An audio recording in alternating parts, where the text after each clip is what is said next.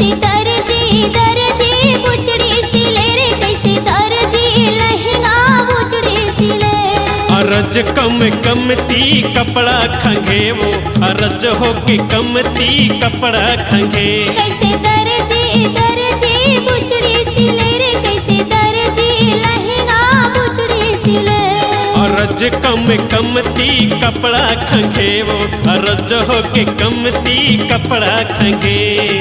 कुछ न कुछ बहाना करे, कौ किनारा पर नहीं बाचे। कैसे दर्जी दर्जी बुचड़ी सिले रे, कैसे दर्जी लहंगा बुचड़ी सिले।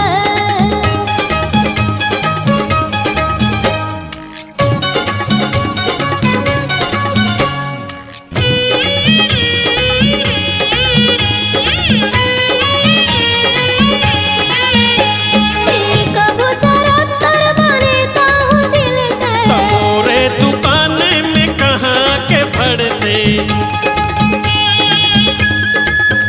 हाँ कबू शरत कर बने ताहू सिलते। तमोरे दुकान में कहाँ के भरते।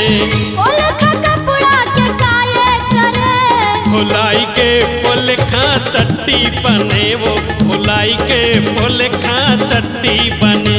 कैसे दर्जी दर्जी बुचड़ी सिले रे, कैसे दर्जी लहंगा बुचड़ी सिले।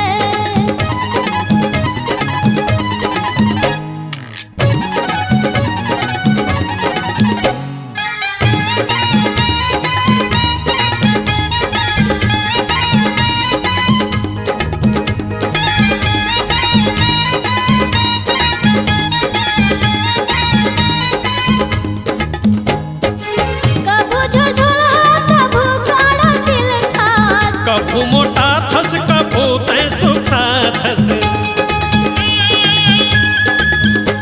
हाँ कबू झुझुला कबू काड़ा सिलखा। कभू मोटा थस कभू तै सुखा थस। ये बोले घलो मसलम ना लगे, शरमायल कैसे धंधा चले वो, शरमायल कैसे धंधा चले। कैसे दर्जी दर्जी बुचड़ी सिले रे, कैसे दर्जी लहंगा बुचड़ी सिले।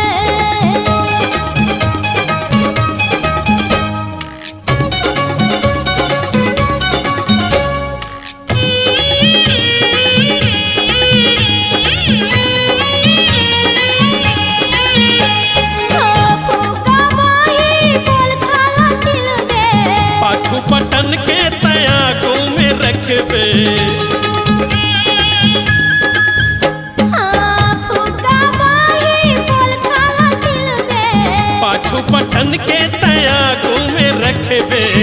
दिल वाला कटिन हाँ बढ़िया लगे, लगाईते हो दिल में कैसे रहे वो, लगाईते हो दिल में कैसे रहे। कैसे दर्जी दर्जी बुचड़ी सिले रे, कैसे दर्जी लहंगा बुचड़ी सिले। अरज कम कमती कपड़ा खंगे वो, अरज हो के कमती कपड़ा खंगे। कुछ न कुछ बहाना करे, कौ किनारा पर नहीं बाचे। कैसे दर्जी दर्जी बुचड़ी सिले रे, कैसे दर्जी लहंगा बुचड़ी सिले।